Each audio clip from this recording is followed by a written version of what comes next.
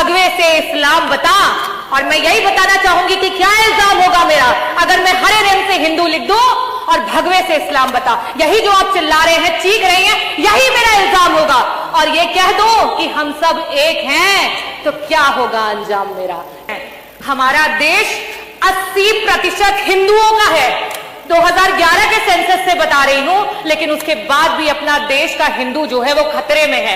आप किसी मंचों से ये बात कह दें या हमें कहने को बोल दें कि हम अपने बच्चों को ये सिखा सके कि अगर श्री राम भी आ जाए और आपके देश के खिलाफ बोले तो आप उनको भी नकार देना, क्योंकि आपके लिए सबसे पहले आपका देश है और उसके बाद धर्म है।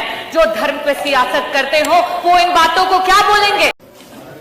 आदरणीय अध्यक्ष महोदय, मैं आपका आभार व्यक्त करना चाहूंगी कि आपने 2047 के उत्तर प्रदेश के विजन पे चर्चा करने का अवसर दिया और विपक्ष के तौर पे ये कहा गया कि हमें जो है वो सुझाव रखने हैं।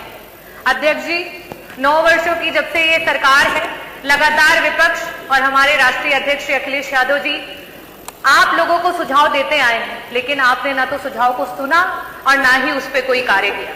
मैं अध्यक्ष जी अगर विजन के उत्तर प्रदेश के विजन की बात करूंगी तो ये जरूर कहना चाहूंगी कि प्रदेश का विजन तभी धरातल पर उतरेगा जब उसका सारा विभाग एकत्रित होकर के एक साथ काम करेगा। हमारे बेसिक शिक्षा मंत्री जी यहीं पे हैं। आज बेसिक शिक्षा का विभाग जो है वो बेसलेस विभाग हो चुका है, क्योंकि इसी सदन में कई बार बोला गया कि मंत्री जी विद्यालय जर्जर हो चुके हैं, विद्यालयों को बनवा दो। मंत्री जी ने कहा ना। मंत्री जी स्कूलों में जो है शौचालय नहीं है, बनवा दीजिए। मंत्री जी ने कहा ना। हमने कहा कि मंत्री जी बच्चों को वहां पे शुद्ध पेय जल नहीं मिल रहा, जल दिलवा दीजिए। मंत्री जी कहते हैं ना। हमने कहा कि विद्यालयों में इलेक्ट्रिसिटी नहीं है, मंत्री जी विद्युत जो है उसको वहां पे आपूर्ति करवा दीजिए। मंत्री जी कहते हैं ना। हमने कहा आज पूरे उत्तर प्रदेश में 2 लाख से भी ज्यादा बच्चे हैं जो टेट और सुपर टेट पास करके धरने पे बैठे हैं कि एक दिन बेसिक शिक्षा विभाग की वैकेंसी आएगी और उनको नौकरियां मिलेंगी। मंत्री जी वैकेंसी निकलवा दो। मंत्री जी कहते हैं ना। हमने मंत्री जी को कहा कि मंत्री जी शिक्षा मित्र मर मर के काम कर रहे हैं, अरे मंत्री जी उनका मानदेय बढ़ा दो, उनका समन्वय कर दो। मंत्री जी कहते हैं ना। हमने मंत्री जी को कहा कि मंत्री जी रसोइया मात्र 2000 में काम करती हैं, हमारी रसोइयों का मानदेय बढ़ा दो। मंत्री जी कहते हैं ना। अरे समय बड़ा कम है, मैं आऊंगी। हमारे ऊर्जा मंत्री जी दिखाई नहीं दे रहे हैं। आज ऊर्जा विभाग जो है डबल बी विभाग हो गया है। डबल बी माने बी से भ्रष्टाचार और बी से भेदभाव। मंत्री जी जब जनता के बीच में जाते हैं तो कहते हैं निजीकरण मेरा अकेले का निर्णय नहीं है। मंत्री जी जब अपने अधिकारियों के बीच बैठते हैं तो कहते हैं अरे तुम लोगों ने तो विभाग की नाक कटा दी है, आज बिजली विभाग जो है वो अंधा और गूंगा हो गया है। लेकिन वही जब इस सदन में मंत्री जी बैठते हैं और हम कहते हैं कि मंत्री जी निजीकरण जो है विभाग को मत बेचो, तो मंत्री जी कहते हैं ना। मंत्री जी ट्रांसफार्मर हर रोज खराब हो रहे हैं, एक ट्रांसफार्मर बन करके 75 बार लग रहे हैं। मंत्री जी ट्रांसफार्मर जो है क्षमता वृद्धि करा दो। मंत्री जी कहते हैं ना। मंत्री जी को कहा जाता है कि मंत्री जी आपके विभाग में पॉलिसीज खराब हैं, आपके जो पॉलिसी बनाते हैं आपके चेयरमैन वो एक IAS ऑफिसर है, शायद उनको विभागों का ज्ञान ना हो। मंत्री जी IAS ऑफिसर हटा करके समाजवादियों ने जिस तरीके से इंजीनियर को वो पद दिया था उनको वो पद दिलवा दो। मंत्री जी कहते हैं ना। मैं यही कहना चाहूंगी कि ऊर्जा विभाग मंत्री है नहीं, बड़ी बड़ी बातें करते हैं और उन्हीं के डिस्कॉम में पश्चिमांचल में आज इतना भेदभाव है कि सिर्फ एक ही जाति का व्यक्ति, वो कहते हैं हम बनिया की दुकान नहीं चलाते, और पश्चिमांचल डिस्कॉम में सारे एक्सीएन सारे MD सिर्फ एक ही जात के भरे गए हैं और मंत्री जी कहते हैं ना।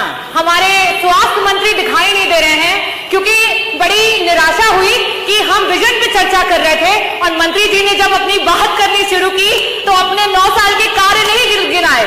मंत्री जी का तो विभाग रेट्रोग्रेड विभाग हो चुका है, क्योंकि उन्होंने अपने 9 साल के कार्य नहीं गिनाए, उन्होंने तो पुराने कार्यकालों को गिनवा करके अपनी बात शुरू की।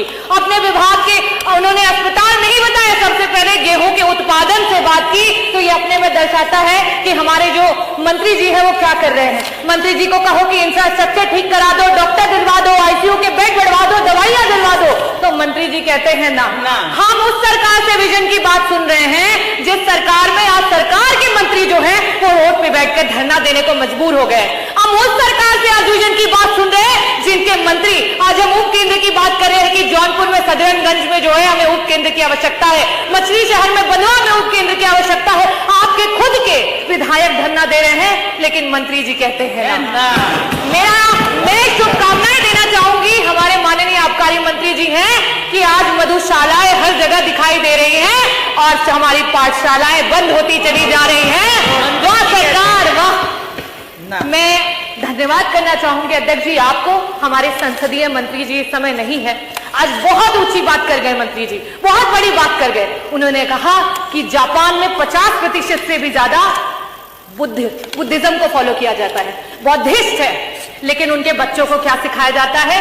उनके बच्चों को यह बताया जाता है कि अगर भगवान बुद्ध भी आ जाए और आपके देश के खिलाफ बोले तो आप बुद्ध के खिलाफ चले जाइएगा। ये आपका देश प्रेम है। हमारा देश 80% हिंदुओं का है, 2011 के सेंसस से बता रही हूं, लेकिन उसके बाद भी अपना देश का हिंदू जो है वो खतरे में है। आप किसी मंचों से ये बात कह दें या हमें कहने को बोल दें कि हम अपने बच्चों को ये सिखा सके कि अगर श्री राम भी आ जाए और आपके देश के खिलाफ बोले तो आप उनको भी नकार देना, क्योंकि आपके लिए सबसे पहले आपका देश है और उसके बाद धर्म है। जो धर्म पे सियासत करते हो वो इन बातों को क्या बोलेंगे? और इसीलिए जापान आज विकसित देश है और आज हम कहां पे हैं? आज अभी हम डेवलपिंग कंट्री हैं। मैं अध्यक्ष जी आपका आभार व्यक्त करना चाहूंगी कि आपने मुझे विजन पे अपनी बातों को रखने का अवसर दिया और मैं चंद बातों से अपनी बातों को खत्म करूंगी। अभी पूरा नहीं हुआ है क्योंकि विभाग तो बहुत सारे हैं, अगर बोलने पे आती तो सारे विभागों की, आपके सारे विभागों की धरातल की स्थिति, और आप जो ये बात कह रहे हैं आपको बुरा लगेगा। यही चीज संसदीय मंत्री जी ने कहा और इसी पे कहना चाहूंगी कि मैं मुजरिम हूं। क्या ये मुजरिम, क्या मैं मुजरिम कहलाऊंगा? अरे सुन तो लीजिए, अरे सुन तो लीजिए, अरे हिम्मत तो रखिए, अरे सुन तो लीजिए। मैं यही कहना चाहूंगी कि क्या मैं मुजरिम कहलाऊंगा? क्या मैं मुजरिम कहलाऊंगा? क्या होगा इल्जाम मेरा? हरे रंग से हिंदू लिख दो, भगवे से इस्लाम बता। और मैं यही बताना चाहूंगी कि क्या इल्जाम होगा मेरा अगर मैं हरे रंग से हिंदू लिख दूं और भगवे से इस्लाम बता। यही जो आप चिल्ला रहे हैं, चीख रहे हैं, यही मेरा इल्जाम होगा। और ये कह दो कि हम सब एक हैं तो क्या होगा अंजाम मेरा? क्या होगा अंजाम मेरा? संविधान की जय, भारत माता